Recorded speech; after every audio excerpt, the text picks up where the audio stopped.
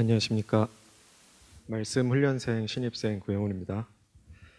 오늘 저와 같이 시편 77편을 같이 나눠 보실 텐데요. 이 시편 77편은 북왕국이 멸망한 자리에서 한 시인의 완전한 절망에서 시작합니다. 그 1절에서부터 보이는데요. 내가 내 음성으로 하나님께 부르짖으리니 두 번이 반복되고 또 귀를 내게 기울이시로다. 여기서부터 벌써 그 시인의 간절함이 보이는데요. 그 보통 우리가 절망이라고 얘기할 때 그 삶을 살면서 느끼는 그 절망의 과정이기 때문에 더 앞으로 더 절망에 빠지기가 더 쉬워진 때가 많습니다. 우리가 살아오면서 그럴 때마다 오직 그 믿음으로 아버지께 기도로 의지할 수밖에 없을 때가 오는데요. 그때 그 위로자이신 하나님께서 거절하셨다고 생각해 보신 적이 있으신가요? 그 생각만 해도 정말 그 처절함이 묻어나는데요. 그 표현을, 그 고백을 3절하고 4절에서 이 시인은 표현하고 있습니다. 그 절망의 자리에서 받은 더 큰 그 절망이 이 고백에서 묻어나는 거죠. 그래서 이 시편 77편의 핵심은 7절에서 9절에 나오는 절망의 외침, 6개의 질문에 묻어나옵니다. 그 영원히 버리실까? 은혜 베품은 끝났는가? 인자하심이 영원히 끝났는가? 약속도 영구히 폐하해졌는가? 은혜를 잊으셨는가? 노하사 궁유를 그치셨는가? 살면서 이보다 더 큰 그 절망의 외침이 있었을까요? 이럴 수가 설마 했는데. 이 7절에서 9절을 다시 보시면은 예전에는 항상 함께 해주셨고 은혜를 베풀어 주셨고 인자하심을 보이셨고 약속도 지키셨고 은혜를 잊지 않으셨고 공유를 베풀어 주셨는데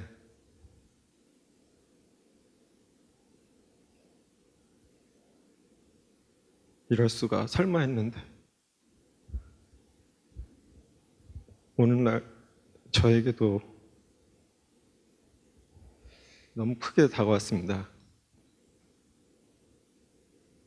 이 한탄과 비탄의 절망이 더 깊어지면서 이 시인은 그 회복의 전환이 필요했을 겁니다. 그래서 10절에서 12절에 보시면은 그 절망의 아픔을 넘어서는 전환이 시작됩니다.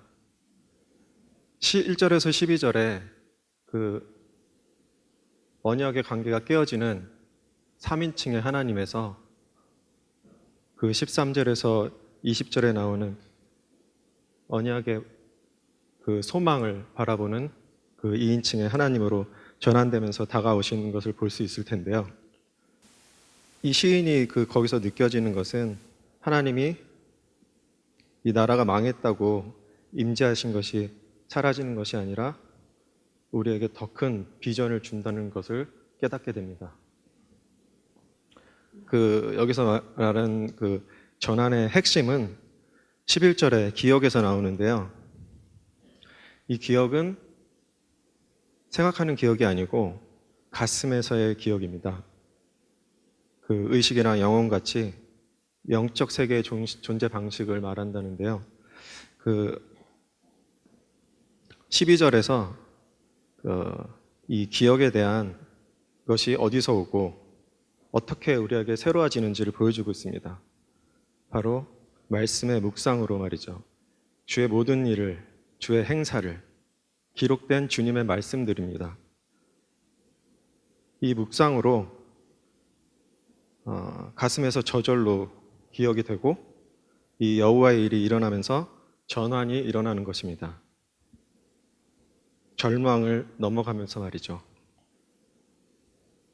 그래서 13절부터 이 전환이 어떻게 깨달아지는지 같이 볼 수 있겠습니다.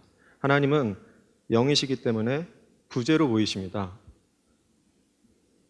이 북왕국은 그러나 하나님을 자꾸 현상화시키려고 노력을 했죠. 우리가 확인할 수 있는 방법이 우상숭배나 기복신앙이기 때문입니다. 그 하나님을 그렇게 바라보았기 때문에 하나님 뜻과 갈라지고 하나님은 더 이상 계실 수가 없었던 거죠.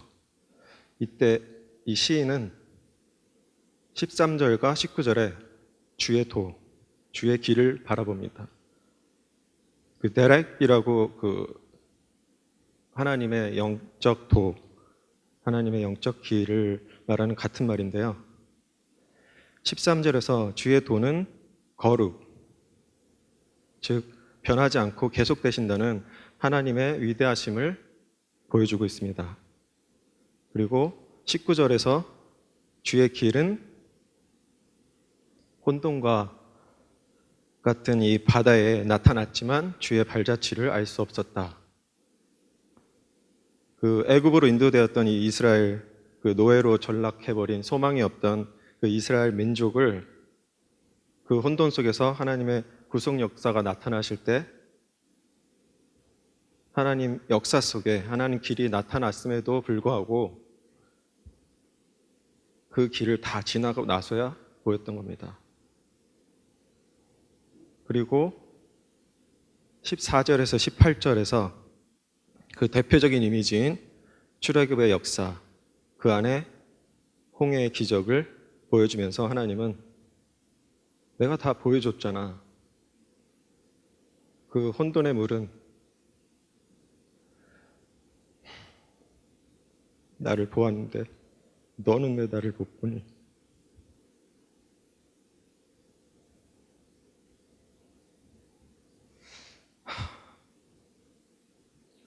그러면서 이 시는 20절에서 소망으로 끝을 맺습니다. 주의 백성을 양떼같이 확실히 인도하실 것을 말이죠. 모세와 아론처럼 완전한 지도자를 보내실 것을 확실합니다. 그리고 절망에서 소망으로 전환된 메시아의 꿈과 비전을 오늘 우리에게 보여주고 있는 것입니다.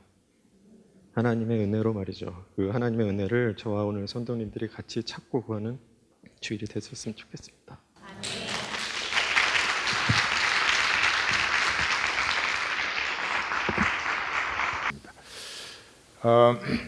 이 77편은 1절에서 12절까지는 하나님이 3인칭으로 나옵니다.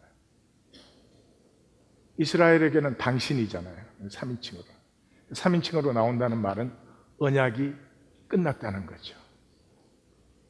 그러다가 13절에서 17절에서 다시 2인칭의 하나님으로 회복이 되는데 그 전환이 그 영혼의 기억, 머리가 아닌 주의 일을 묵상한, 그 말씀을 묵상한 영혼의 기억으로 말미암아 그 주의 길을 다시 보게 되었습니다. 다시 봤더니 주의 길은 현상적으로 나타나지 않아요. 물은 주님의 길을 봤어요. 그 물은 혼돈과 공허, 흑암이 깊은 이 본질 세계죠. 아직 하나님의 조화가 피어나지 않아요. 그 물은 하나님의 역사를 보았고 거기서 조화들어가 피어나고 거기 물이 갈라지고 아무것도 아니던 백성들 종이 하나님의 백성으로 피어나는 것을 보았지만 우리는 현상적으로는 주의 발자취를 알지 못했습니다. 북왕국이 왜 망했나? 하나님을 현상화시키려고 하다가 북왕국이 망했다. 영이신 하나님을 자꾸 현상적인 어떤 걸로 우상화시키는 거죠. 또 하나님의 영적 역사를 자꾸 현상화시키려고. 현상화라는 건 딱 두 가지예요. 돈과 숫자예요. 이 세상은 돈과 숫자예요. 사람이 누군지 잘 몰라요, 만나도.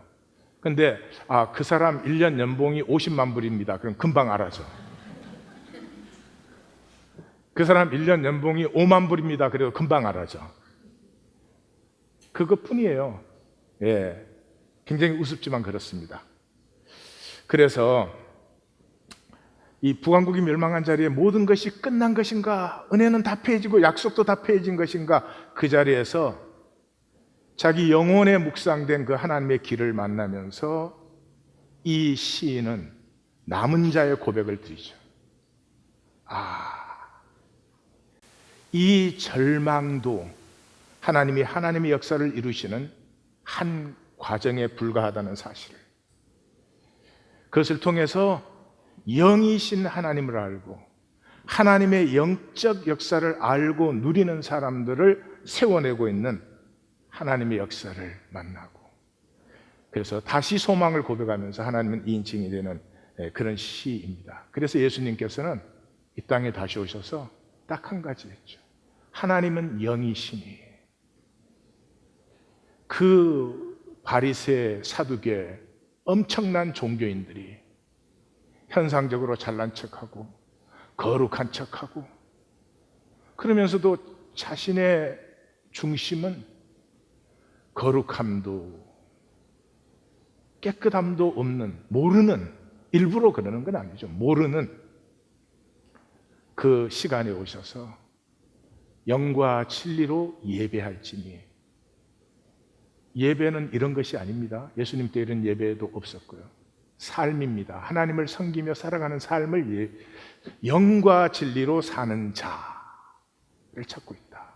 그래서 오늘은 이 영적 세계, 진리의 세계와 우리 세상 세계를 좀 생각을 해보겠습니다.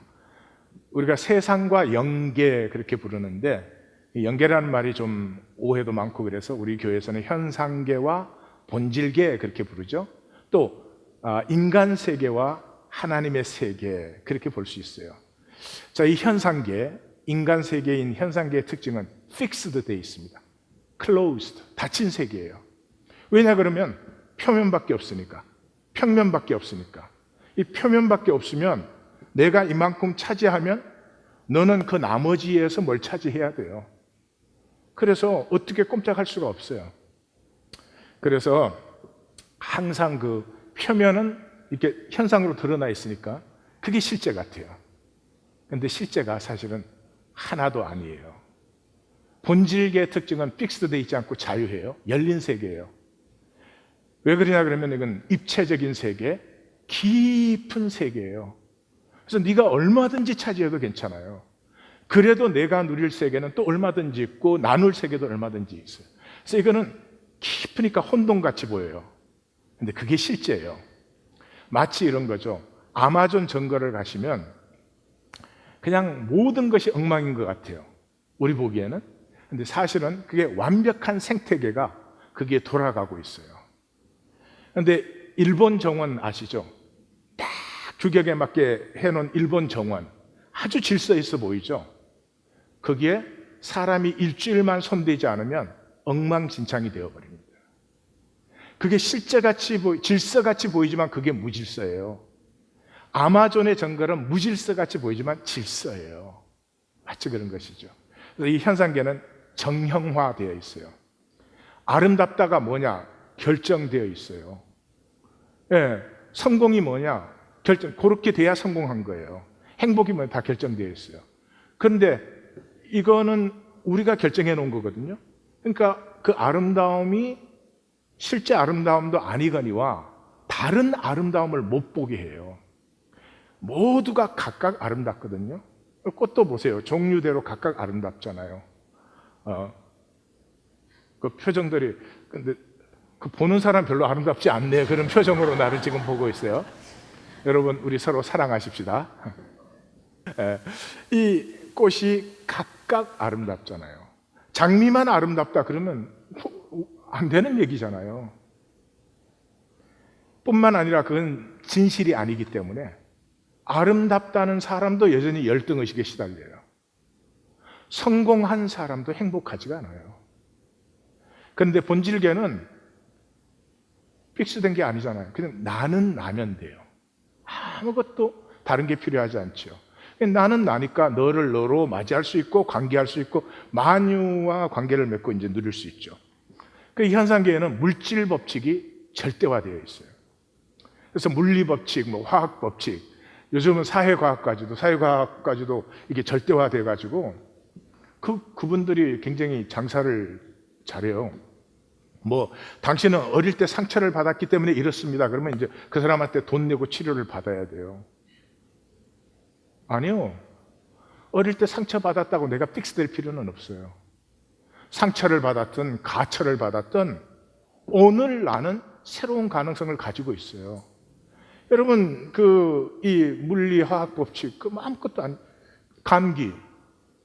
감기에 대해서 뭐 엄청난 연구가 많이 되어졌지만 감기에 대해서 우리가 치료할 수 있는 건 증상밖에 치료를 못해요. 증상. 왜냐 그러면 감기가 왜 걸렸느냐 하는 문제는 굉장히 입체적인 문제예요. 내 체질과도 관계가 있고 그 당시에 내가 했던 그 공기와도 관계가 있고 뭐 그 당시에 내 컨디션이 좀 피곤했다든지 온갖 것이 다 돼서 그 자리에 있었다고 다 감기 걸리는 게 아니고 감기 걸린 사람이 감기가 걸린 거예요. 그러니까 감기의 정상은 과학이 다룰 수 있지만 왜 그 사람이 그 시간 그 자리에서 감기가 걸렸냐? 그럼 과학은 아무것도 할 수가 없어요. 그래서 이 본질계는 불확정성이에요. 확률의 세계예요. 이게 이제 양자역학의 결론인데 양자역학을 연구하다 보니까 이 우리가 그 실체라고 생각했던 이 물체들, 현상적인 물체들이 가장 작은 알갱이가 되었을 때는 이게 존재한다고 말할 수가 없어요. There is no be. It only appears to be. 전자가 여기에 딱 나타나는 것 같았어요. 관찰하려고 하는 순간 다른 궤도에서 딱 나타나요. 관찰이 불가능해요. 그러니까 있다, 있지 않다라고 말을 할 수가 없어요. 예, 그래서 오로지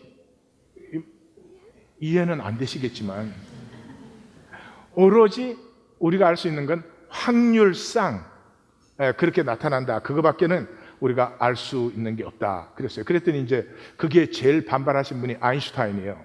아인슈타인이 그래서 유명한 말을 했죠. 하나님은 주사위 놀이를 하지 않는다. 확률 게임 하지 않는다. 그랬죠. 그래서 어떻게 됐어요? 그 양자역학 사람들이 아인슈타인에게 별명을 붙여줬어요. 마지막 고대인. 예, 마지막 고대인. 그게 가장 정확한 아인슈타인을 표현한 말이에요.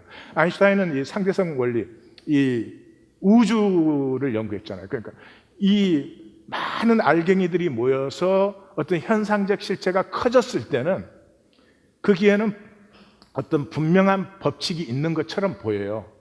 그러나 그 내부로, 그 실체 안으로 들어가면 거기는 확률밖에 없어요. 그래서 이 사람은 뭐 우주를 연구하신 분이니까 상대성 이론이 그 수학적 원리가 딱딱 맞아 들어가죠. 그렇지만 이제는 이제 그거 아니다 하는 걸 모두가 알고 그래서 마지막 고대인으로 돌아가셨어요. 그리고 이 현상계는 법칙 안에 닫혀 있어요. 1 더하기 1 더하기 1은 3이에요. 딱 픽스되어 있는 거예요. 해 아래 새 것이 없어요. 그런데 본질계에서는 1 더하기 1 더하기 1은 3이 아니에요. 3 플러스 알파가 있어요. 예, 그래서 이 양자역학에서 나온 말이죠. Whole is more than sum of all parts. 이 모든 부분의 합계보다 전체는 더 크다는 거죠. 예.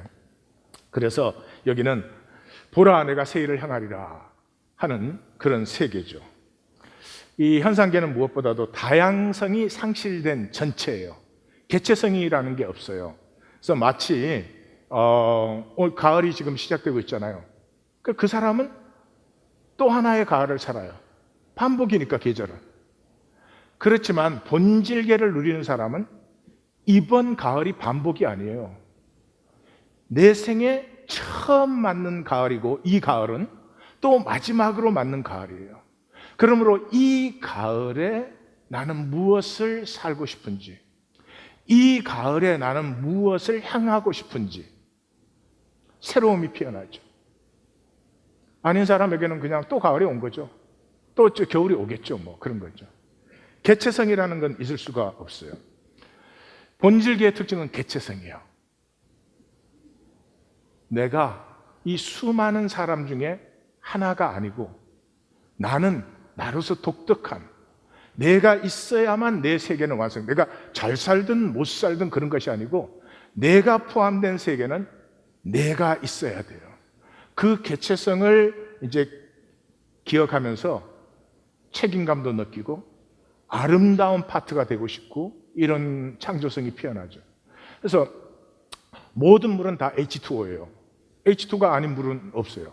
그럼에도 불구하고 홍수 때 물과 사막에서 물은 전혀 다른 물이에요.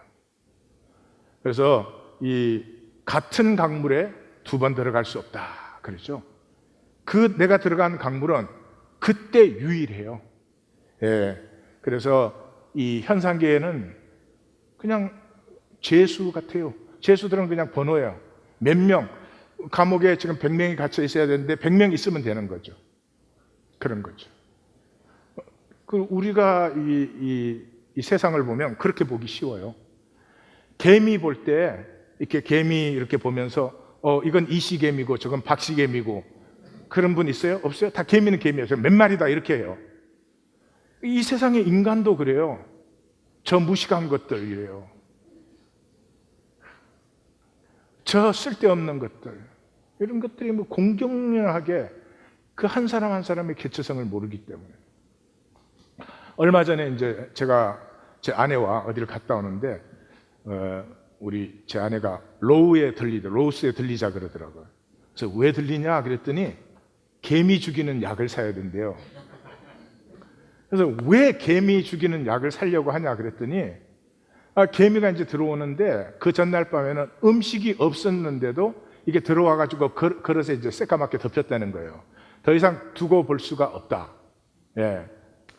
그래서 제가 그랬어요. 그러면서 벤자민이 그러는데 그 들어온 개미 죽여야 계속 들어오니까 그 개미 집이 여러 개 있는데 그 집을 몰살시켜야 됩니다. 그래서 그 약을 살려는 거예요. 그래서 내가 여보 그건 너무하다. 아니 우리는 불편함의 문제인데 그것도 개미도 생명인데 우리 불편하다고 그 생명을 그렇게 집단 살상을 하다니 우리가 무슨 히틀러도 아니고 그래도 안 된대. 없애야 된대요. 그래서 제가 이제 그랬어요. 그러면 하루만 시간을 달라. 예? 오늘 기다려보고 또 개미가 들어오면 그러면 약을 사러 가자. 그렇게 이제 협정이 돼가지고 집으로 돌아왔어요. 집으로 돌아오더니 제 아내가 저를 보고 그랬어요. 당신이 기도해 이러더라고요. 그래서 개미가 들어오는 길에 서서 개미가 많이 오는 장소를 향해서 이건 기도가 아니지. 기도는 하나님께 하는 건데 이건 개미한테 하는 거니까. 제가 간절한 마음으로 개미들에게 처음에 사과를 하고 너 미안하다. 정말 미안한데 너희들이 더 이상 여기 들어올 수가 없다. 들어오면 죽는다. 그러니까 그냥 한두 마리가 죽는 게 아니고 모두가 죽는 거니까 미안한데 여기는 다시는 오지 말아라. 이렇게 간절히 이건 기도도 아니고 뭘 했어요. 근데 지금 한 달 가까이 됐어요. 근데 개미가 그날부터 안 들어왔어요. 누구야 내 능력을 절로 보는 게? 그런데 이제 처음에 하루 이틀 사흘은 우리 궁정한 성도가 이상한데 그랬죠. 근데 일주일이 지나고 2주일이 지나고 계속 깨끗하니까 드디어 내 능력을 인정하지만 때리는 건 똑같아요. 근데 사실은 제가 은혜를 받을 때부터 사람보다 동물하고 더 잘 통합니다. 사실은 뭐 사연이 좀 있습니다. 그리고 저는 사람보다 훨씬 통하기가 더 쉬운 것 같아요. 우리에게는 개미들이에요. 개미들이 오니까 귀찮은 거예요.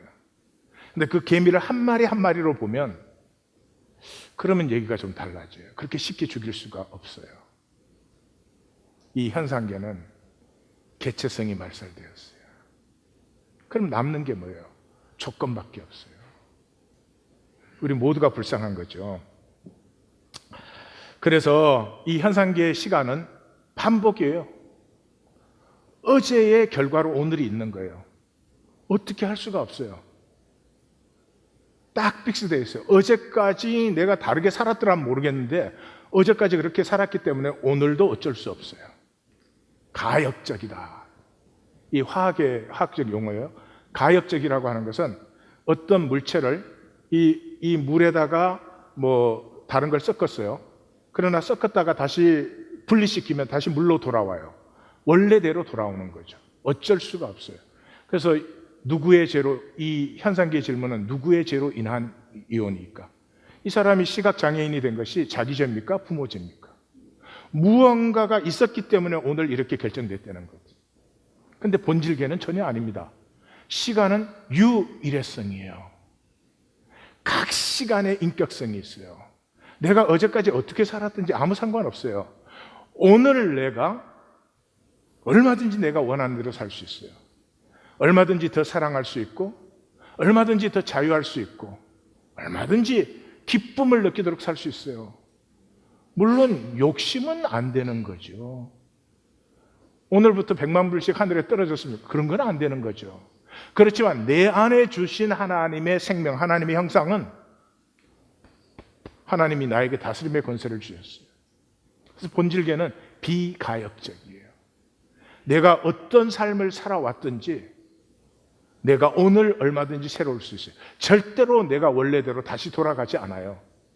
그래서 이 본질계의 말은 할 수 있거든이 무슨 말이냐? 역사는, 현상계의 역사는 결정론이에요. 어떤 부모 밑에 태어나가지고 어떤 양육을 받아가지고 어떤 교육을 받아서 그러니 나는 이렇게밖에는 못 산다 이래요. 본질계에는 창조론이에요. Order out of chaos. 일리아 프리고진이라고 하는 이 분이 복잡계라는 말을 처음으로 쓰신 분이고, 이분은 이제 원래는 화학 전공이세요. 연력학의 시인이다 그렇게 불리신 분인데, 이분이 설명은 복잡한데 예만 들어드릴게요. 이 20세기에 과학이 발전되면서 모든 것이 과학 법칙에 의해서 예측 가능하고 과학의 법칙대로 된다는 거예요. 실제 보면 그렇게 보여요, 이 평면에서는. 근데 이 양반이 어디에서 질문을 던졌느냐 그러면, 그렇게 과학적 법칙이 정확하다면 일기예보 맞출 수 있느냐. 일기예보는 그때는 사흘을 예보할 때인데 이 사흘을 절대로 예보할 수 없습니다. 왜냐 그러면 일기라고 하는 것은 이 자연계 전체가 연결이 된 거예요. 그러니까 하나만 조금 달라져도 전체가 달라지는 거죠. 그래서 이분이 나비 효과라는 말을 썼어요. 작은 것 하나, 억만 가지 요소 중에서 하나만 달라도 결과가 확 달라지는 거죠. It's good news예요. 내가 새로운 삶을 산다는 게 뭐 몽땅 새롭게 하는 게 아니에요. 내 이 생각과 확신 속에 작은 변화 하나 들어오면 그 새로움의 나비 효과가 일어나기 시작하는 거예요. 그래서 이분이 이 물질계, 물리적, 화학적 이 법칙과 이 이론에 대해서, 이론의 절대성에 대해서 이제 질문을 던지고 그걸로 노벨상도 받고, 그럴 줄 알았으면 우리가 질문을 던지는 건데, 예. 무엇보다 현상계의 힘은 현상적 실체에 있다고 생각했어요. 아인슈타인까지. 그래서 아인슈타인의 유명한 그 공식이 E = mc 스퀘어. 에너지가 질량과 가속도의 그 합친 것이 그 에너지가 된다, 뭐 그렇게 했잖아요. 그래서 모든 힘은 질량에서 나온다는 거예요. 이하권의 힘은 이하권이라고 하는 요 현상적 실체에서 나온다는 거예요. 요게 뭐 교육을 어떻게 받았느냐, 뭐 경력을 어떻게 가졌느냐, 그게 나라는 거예요. 삼술적 합계의 결과예요. 근데 이 본질계에서는 힘이 실체에서 나오지 않고 장에서 나와요. 필드에서 나와요. 필드. 자기장, 중력장, 전기장에서 나와요. 이거를 발견한 분이 마이클 페러데이라고 하는 분이신데, 페러데이가 코일을 이렇게 감아놓고 그 코일 안에 자석을 움직였더니 전기가 발생하는 거예요. 서로 타치가 전혀 안 됐는데 전기가 발생하는 거예요. 그래서 실제로 에너지는 그 현상적 실체에 있는 것이 아니라 그 필드에서 일어나는 것이다. 그래서 물체의 현상보다 앞서 주어지는 독립적 실체, 그렇게 유명한 말을 했어요. 그래서 이학권위의 이 현상적 실체, 뭐 어디서 태어나서 어떻게 자라나고, 뭐 성격이 어떻고, 뭐 학교는 뭐를 했고, 뭐 경력은 뭐가 있고, 그거보다도 거기에서 나오는 장이 훨씬 더 능력도 크고 중요하다는 거죠. 그러니까 내 이 실체를 가지고 제가 사랑도 더 많이 하고, 이렇게 사랑도 더 많이 하고, 용서도 나누고, 하나님의 소망도 나누고, 그렇게 살 수도 있고, 그냥 인간이라는 건 믿으면 안 돼. 믿을 수가 없어. 딱 이러고, 그래서 내 거나 잘 지켜야 돼. 그 두 가지의 삶은 하늘과 땅의 차이가 일어나는 거죠. 그리고 이 장, 필드가 있기 때문에, 필드는 서로 합쳐지면 1만 파, 10만 파로 번지기 시작하는 거죠. 그러니까 이게 100배, 60배, 30배 하나님 나라의 법칙이죠. 그래서 이 본질계에는 내게 주어진 그 조건이 내가 아니다. 이거를 예수 믿는 사람들은 말을 안 하는데 이렇게 하나님 모르는 학자들이 얘기를 해주니까 얼마나 좋아요. 그 다음에 이 현상계에서는 내 의식은 내 산물이다. 내 모든 의식은 내 산물이다. 이 내 과학이 발달되면서 내가 인간이다, 내가 나다, 내가 우리의 모든 것을 다 사실은 주장하는 것이다, 이런 책들이 수도 없이 많이 나왔어요. 저는 항상 저는 뇌과학자가 아니지만 모르지만 그냥 웃기는 소리야. 영혼이 있어. 그냥 그렇게만 생각을 했어요. 근데 드디어 나는 내가 아니다 하는 책이 나왔어요. 읽어보지는 않았는데 제목만 봐도 너무 반가워. 당연한 얘기죠. 여러분, 허파가 산소를 만들어내요? 아니죠. 허파는 공기를 끌어들여서 산소를 혈관에 전달하는 기관이죠. 아니, 위장이 음식을 만들어냅니까? 위장은 음식을 받아들여서 소화해서 영양을 각 기관에 전달하는 기관이죠. 뇌도 당연하죠. 이 우주가 의식이죠. 우주가 의식이죠. 이 우주가 의식인데 이 의식을 내가 받아들여서 그 받아들인 건 이 오감, 이 오감에서 느끼는 것이 뇌로 전달되어서 그것을 통해서 모든 의식을 다 받아들이면 뇌가 터지겠죠. 그래서 나의 개체적인 특징을 통해서 그걸 받아들임으로 그 의식을 살아가는 것이고, 내 그 의식이 내가 어떤 의식을 선택하느냐에 따라서 내 자신이 만들어지는 거지, 무슨 우리가 뇌 로봇가 된 것처럼 그랬었는데,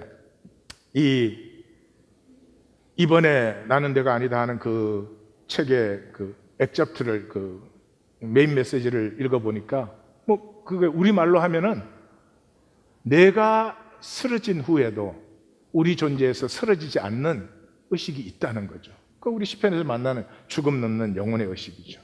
그래서 이 현상계의 신앙은 픽스드 신앙이에요. 픽스드 신앙이에요. 나는 어쩔 수 없어. 나는 일어나 걸을 수가 없어. 나는 이렇게 살아왔고 이렇게 만들어졌으니까, 내가 픽스드 돼 있으니까 바랄 건 뭐밖에 없어요. 마술적인 하나님의 페이버를. 나는 새로워질 수 없어. 나는 일어나 걷지 않아. 근데 하나님이 나를 도와줬으면 좋겠어요. 그건 신앙이 아닙니다. 신앙은 하나님 안에서 언제든지 새로움은 열려져 있어요. 그래서 이 현상계의 이런 신앙은 현상의 포로요. 그래서 동정녀 탄생이라든지 부활이든지 이런 거를 믿으면 둘 중에 하나예요. 무조건 믿든지, 야, 그런 게 어디 있냐, 사람이 죽었다 살아나는 게. 저는 굉장히 사람들이 이제 진보적이라고 생각을 합니다. 설교를 길게 하는 게 진보인지 잘 모르겠는데, 굉장히 진보적이라고 생각을 하는데, 저는 동정녀 탄생, 부활 이런 거 부인하는 사람 보면 아주 정말 솔직히 말해 신경질이 나요. 이 한 권의 책이 있기 위해서 얼마나 많은 사람들의 신앙 고백이 여기에 들어있으며, 이 책이 이렇게 돼서 나한테 전달되기까지 이건 놀라운 섭리 속에서 전달됐습니다. 근데 지 마음에 안 든다고 여기 있는 거를 뭐 믿고 안 믿고, 그 어디서 나온 생각이에요? 그럼 믿지를 말아야지. 뭘 믿는다 그러면서도 뭐 이건 안 되고 저건 안 되고, 그건 전혀 모르는 얘기죠. 성경의 맥을 이렇게 따라갈 줄 알면은 그 자리에 가면은 동정녀 탄생이 나와야 돼요. 안 나오면 오히려 찾게 돼요. 이게 왜 이러지? 다윗이 출연하는 장에 나가면 그동안 다윗을 기다려왔어요. 삼손을 보면서, 사울을 보면서 하나님과 순전하게 깨끗하게 하나 되는 사람은 결국은 나타나지 않는 것인가? 나타날 것인가? 그걸 기다렸기 때문에 다윗을 만나면 반가워요. 뭐를 우리가 믿고 안 믿고 그래요? 참 웃기는 얘기죠. 본질기의 신앙은요, 모든 변수를 내가 다 알지 못하죠.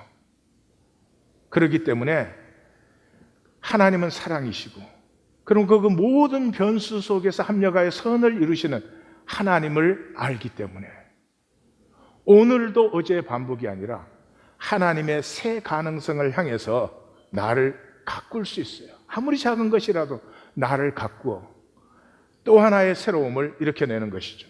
그래서 사막의 강, 광야의 길이 열리는 것을 바라보죠. 이 현상계는 무엇보다도 닫힌 체계입니다. 클로우스도 돼 있어요. 그러니까 관심은 뭐밖에 없어요. 그냥 편했으면 좋겠어요. 문제 안 생겼으면 좋겠어요. 현상세계에서 편하고 문제 안 생기는 거 뭘로 합니까? 돈으로 하죠, 돈. 그래서 돈이 사실은 전부입니다. 돈이 중요하지만 돈이 전부가 되면 인생은 끝난 것입니다. 닫힌 책이기 때문에 오로파일럿이에요. 그냥 똑같은 삶을 자기도 모르게 반복을 하는 거죠. 우리의 모든 행위는 도파민의 종이 돼요. 도파민은 뭐냐 그러면 내가 이익이 될 때 이렇게 즐거움이 피어나게 하는 거예요. 그래서 뭐 삶의 모든 게 그저 이익이냐 손해냐 그거밖에는 관심이 없어요. 절대로 본토 친척 아비의 집을 떠나가 아니고 내 자리를 지키기에 급급합니다. 오늘 이 시대의 삶은 모두가 소금 기둥이 되어 있는, 그 놓아야 될 과거를 너무 열심히 붙들어서 소금 기둥들이 되어버린 그런 삶의 모습을 오늘 이 세계에서는 가득히 봅니다. 이 본질계 신앙은 열린 체계입니다. 약속 안에서 새 시간을 향해서 자꾸 침노하고 싶은 것이죠. 하나님의 형상으로 지어진 사람의 최고의 복은 새로워질 수 있다는 것입니다. 아무리 작아도 새로워질 수 있다는 것입니다. 내가 어제와 똑같이 오늘을 살아야 되고 오늘과 똑같이 내일을 살아야 된다고 하면은 아무리 편하고 좋은들 그게 무슨 기쁨과 의미가 있겠습니까? 아무리 작아도 좋습니다. 내가 지금 아무리 못나도 좋습니다. 내일 나는 또 새로운 것이고 그 다음날 또 새로워진다는 이 복. 그래서 저는 이 계시록의 마지막 선은 보라 내가 만물을 새롭게 하노라, 이 말이 참 좋습니다. 이 말만 붙들고 한동안 기도를 했던 그런 시간도 있습니다. 여러분, 그 플래시보 효과라는 거 아시죠? 이렇게 가짜 약을 줬는데 이게 낫는 사람들이 생겨요. 그 플래시보 효과라는 게 그게 이제 진실을 보여줘요. 뭐냐 그러면 내 안에 있는 것이 액티베이트 돼야지 바깥에서 누가 해줄 수가 없어요.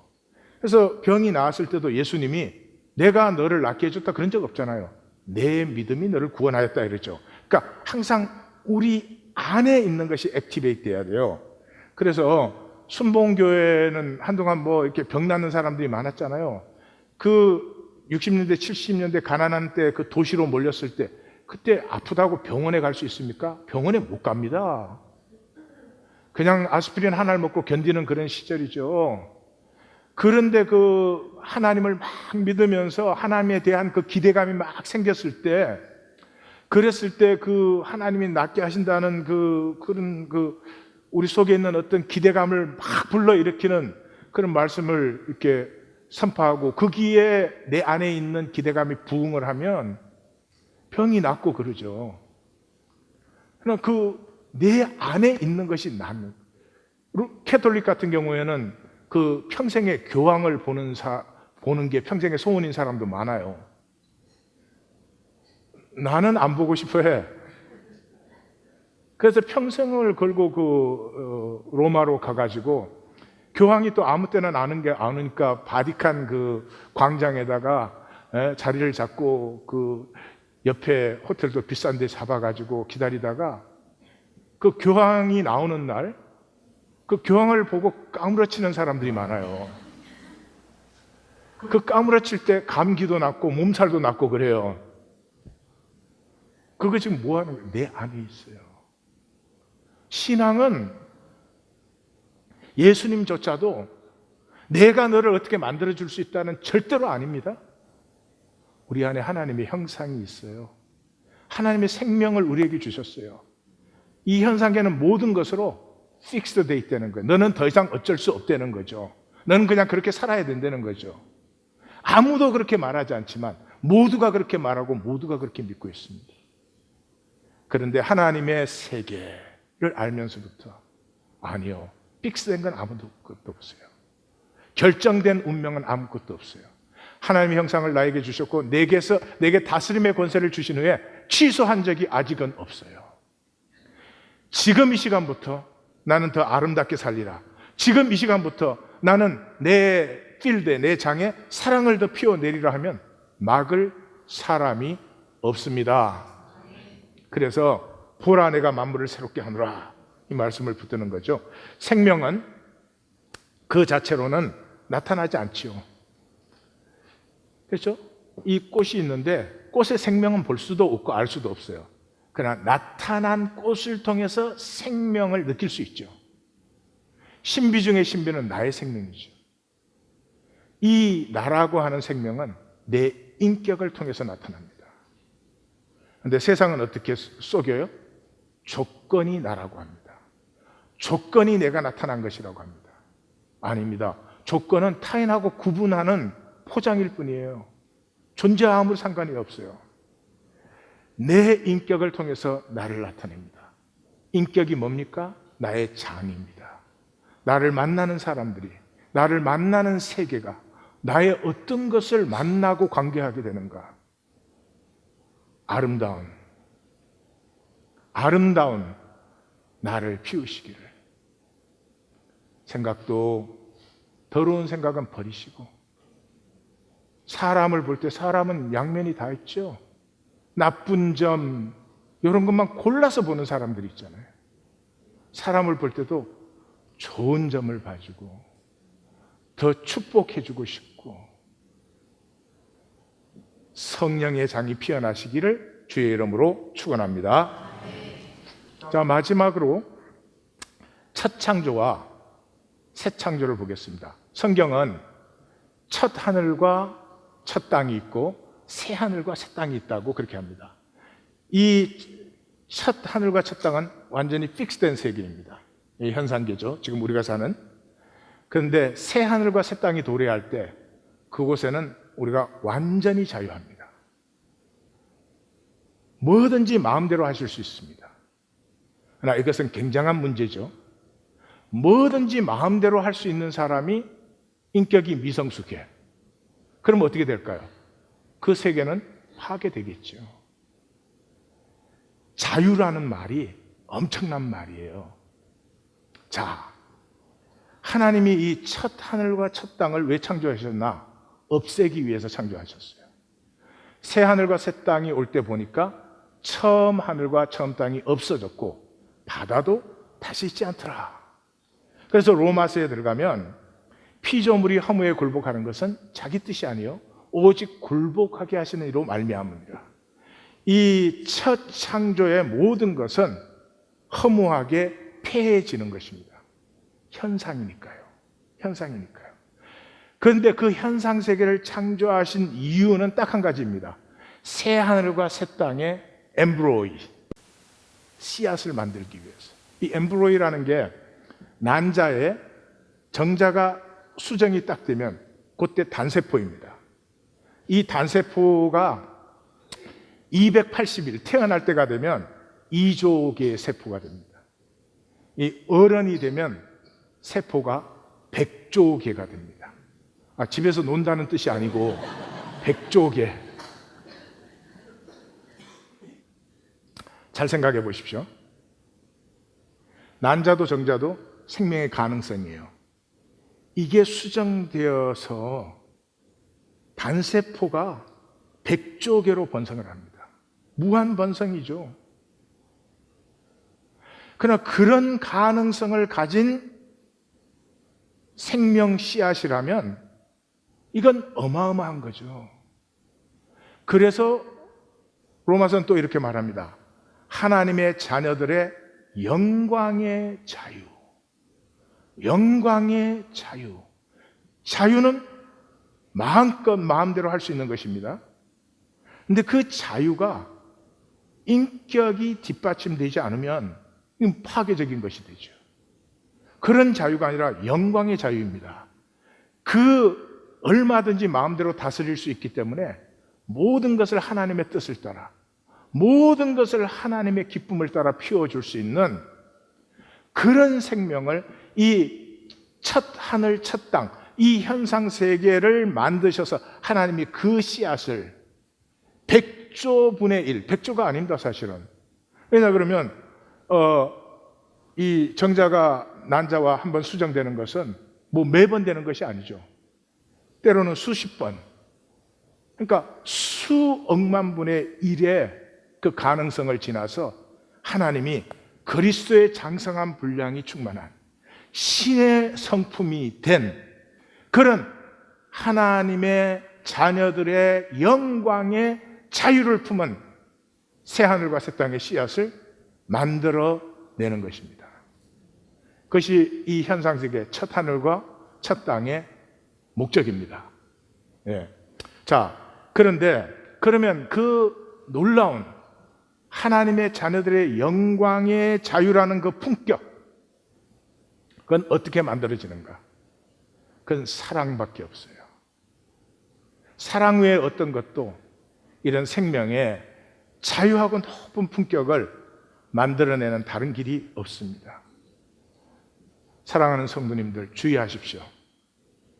적당히 구원을 받을 수 있다는 모든 종교는 그렇게 말합니다. 우리 종교에 등록하고 적당히 하면 구원받는다고. 인류 역사 내내 그렇습니다. 그런 구원은 없습니다. 아니, 있다 그래도 우리가 거부해야죠. 내가 하나님의 자녀라면 하나님의 자녀다운 생각을 하고 싶어 해야죠. 내가 하나님의 자녀라면 하나님의 자녀다운 선택과 결정과 당연히 그런 소망이 있어야 되는 것 아닙니까? 인류는 역사 이래로 계속 짝퉁을 만들어 왔습니다. 그러나 성도님들은 주의하시고요. 이 하나님의 영광의 자유에 이룰 수 있는 씨앗 하나님의 형상을 우리에게 주셨고 이것이 피어나는 길은 사랑밖에 없다. 삼손 이야기는 굉장히 특이한 이야기입니다. 사사기에 넉 장에 걸쳐서 나타납니다. 그런데 이 수태고지가 아버지에게 어머니에게, 나시린 신탁이 어머니에게 아버지에게 이중으로 나타나고 이 수태고지가 예수님의 수태고지보다 깁니다. 그리고 여호와의 사자라는 말이 10번 나오는 그런 사람이 삼손이에요.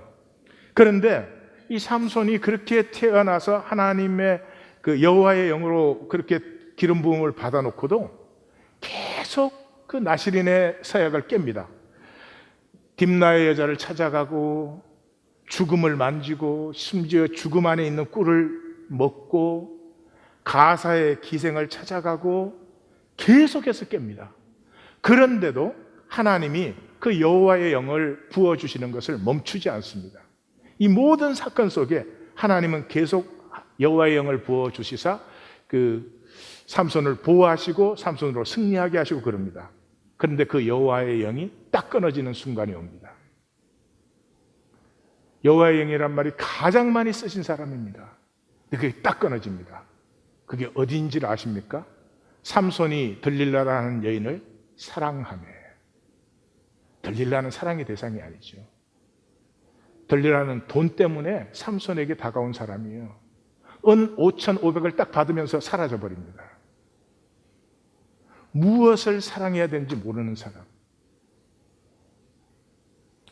우리는 그 허무한 세상을 참 사랑합니다. 목숨 걸고 사랑합니다. 그거 눈 감을 때 보면 꿈 같은 것인데 그게 있었나 없었나, 살았었나 안 살았나, 현상뿐이니까요.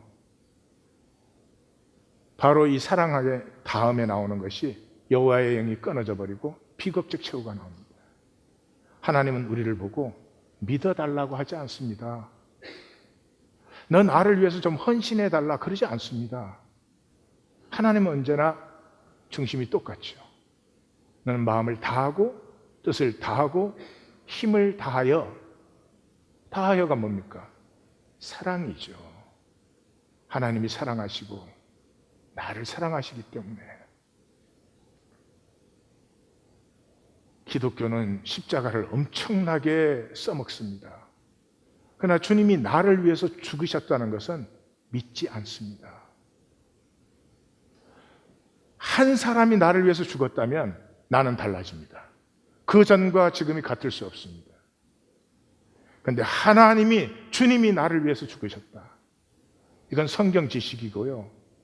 교회 다니면서 하는 말이고 그렇지 그 본질계가 느껴지지 않습니다.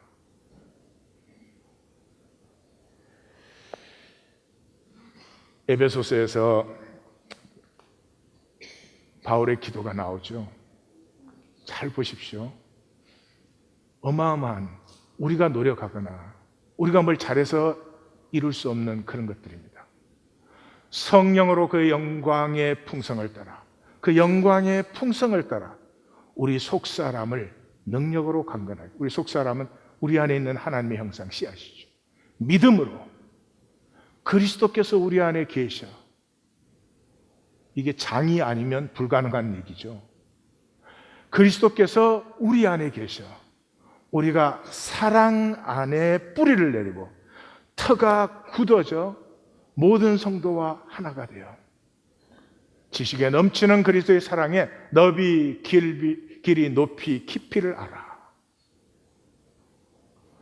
우리가 현상 세계에서 뭘 어떻게 한다, 뭐 종교 행위를 한다 이런 차원이 전혀 아니죠. 이것이 어디로 오는 것입니까? 여호와를 사랑하라. 사랑하면 그 말을 듣고 싶어요. 그 말을 따르고 싶습니다. 사랑하면. 여호수아도 인도를 다 끝내고 자기 백성들에게 마지막 말이 뭐였습니까? 여호와를 사랑하고 마음을 다하고 성품을 다하여 그를 섬겨라. 우리는 원래 하나님께로부터 났죠. 하나님께로부터 이 세계로 났습니다. 그래서 예수님은 이 세계에서 위의 세계로 우리가 다시 태어나야 된다고 합니다. 이걸 몰라가지고 위로부터 태어난다. 게나오 아노땐, 이게 위로부터 우리 위로부터 태어난 사람이에요. 어디로? 현상계로. 이 현상계가 전부인 줄 알고 이 픽스드의 종노릇을 합니다. 그런 우리가 다시 위의 세계로 다시 태어나야 돼요. 다시 위의 세계로 태어나다 그런 말이에요. 그래서 31절에 예수님이 설명을 해줘요. 위에 속한 자는 만물 위에 있어요. 다스림의 권세를 누려요. 하나님의 자녀의 영광의 자유를 피우기 시작하고 있어요. 그리고 그 맞은편에 하늘로 오는 이는 누구예요? 예수님이 하늘로 위로부터 오셨기 때문에 만물 위에 다스림의 권세를 갖고 있어요. 그 가운데가 뭐예요? 땅에 속하면 땅의 것밖에 모르고 땅의 것만을 말하지. 이렇게 말합니다. 현상교회와 본질교회 마감을 합니다. 현상교회의 가장 핵심은 죽음이 끝이라는 것입니다. 그렇습니다. 현상은 없어지면 끝이니까. 이 꽃이 없어지면 꽃이 끝난 것이죠. 그렇기 때문에 죽음이 어마어마한 두려움입니다. 죽음의 두려움에서 열리는 것이 욕망입니다. 욕망. 그래서 내가 뭘 많이 움켜쥐고 있거나 내가 힘이 강하거나 내가 뭐 건강하거나 이러면 죽음이 멀리 느껴집니다. 전혀 아닙니다. 건강한 사람이 일찍 죽기도 하고 또 피실피실한 사람이 무한히 오래 사실 수도 있고 그래요. 그 세상이 참 거짓말이죠. 그래서 평생의 삶이 안 죽으려는 몸부림이에요. 안 죽으려는 몸부림. 누가 죽이기라도 하는 것처럼. 근데 본질계는 죽음이 새로워지는 거예요. 생성이에요. 죽은 생명을 먹어서 오늘도 우리 생명이 유지되고 있고, 세포가 안 죽으면 영생이 아니고 암이에요. 병원에 갔는데 암 진단했는데 드디어 위장세포가 영생하시게 됐습니다. 이런 거 봤어요? 그래서 본질계의 사람은 죽음을 향합니다. 어제에 대해서 죽습니다. 우리 중에 어제를 다시 살아야 될 만큼 의롭고 아름답고 복되게 산 사람이 없습니다. 약속을 바라보기 때문에 아무리 내가 잘 살았어도 나는 어제에 대해서 죽고 오늘 새롭게 살기를 원하는 것이죠. 사망이 끝이 아니라 영원한 생성의 출발이 되어야 됩니다. 첫 하늘과 첫 땅이 끝날 때 우리는 새 하늘과 새 땅의 유업자가 되어 있어야 됩니다. 예수님의 말씀을 잘 생각해 보십시오. 한 알의 밀이 땅에 떨어져 죽지 아니하면 한 알 그대로 있습니다. 이 현상계에는 죽지 않으려고 내 것 지키려는 몸부림이에요. 그러면 내 안에 있는 이 하나님의 형상이, 이 씨앗이 그대로 있습니다. 영원히 그대로 있습니다. 여기가 만약에 죽지 아니하면 없어지고 이랬으면 아무런 문제가 없어요. 없어져 버리면 끝나잖아요.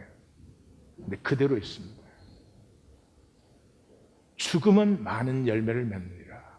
이 첫 하늘과 첫 땅이 죽어 영원한 하늘과 영원한 땅을 피워내듯이 이 현상 속에 태어난 나도 죽어서 열매를 맺게 하십니다. 이 죽음의 두려움에 사로잡힌 사람은 죽지 못하죠. 영원히 죽지 못해요. T.S. 엘리엇의 황무지에 그 시작하는데 쿠마의 무녀 이야기를 적어 놓았죠. 이해를 못할까 봐. 아이들이 그 아폴론 신의 총애를 받아가지고 억겁의 생애를 살고 있는 무녀에게 묻습니다. What do you want? 무녀가 대답합니다.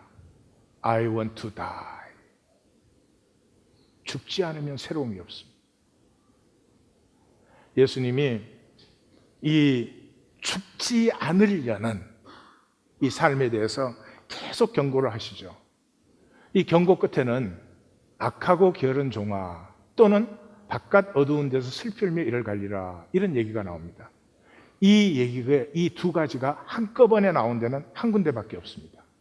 한 달란트. 열고 피우지 못하고 두려워서 그냥 꽁꽁 지키고 있었습니다. 바로 이 얘기 뒤에는 예수님께서 이 악하고 게으른 종아 바깥 어두운 데서 슬피 울며 이를 갈리라. 세상은 얼마나 우리를 이 온 세계가 하나님의 세계고 하나님의 가능성이 활짝 열려있는 세계라는 것을 다 잊어버리게 하고 이 현상적인 fixed 내가 학교를 어디 나왔나? 뭐 내가 동양인이냐? 백인이냐? 내가 무슨 직업이 이러냐 저러냐? 거기에 픽스된 채로 그냥 그 두려움에 어려움 올까봐 이렇게 속이는 것이 이 현상기의 삶입니다. 하나님의 발자취는 현상적으로 보이지 아니하지만 큰 물 속에서 하나님은 지금도 좋았더라 좋았더라 심히 좋았더라를 피우고 계십니다. 혼돈이 어디에 있어요? 우리 안에 있죠. 자기를 아십니까? 자기의 미래를 아십니까? 자기 자녀를 아십니까? 아닙니다.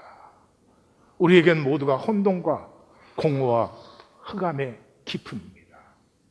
그곳에 하나님의 말씀이 임하면서 그 하나님의 말씀을 기억하면서 3인칭 하나님이 2인칭으로 전환되고 남은 자의 역사를, 모든 것이 끝나버린 것이 아니라 그 과정 속에서 하나님은 그 남은 자를, 생명의 엠브로이를 하나님 피우고 계시는 것을 이 77편의 시인은 절망 속에서 이상하지만 아픔을 가지고 기쁨으로 노래하고 있습니다. 우리의 고백이 되기를 원합니다. 기도하십시다.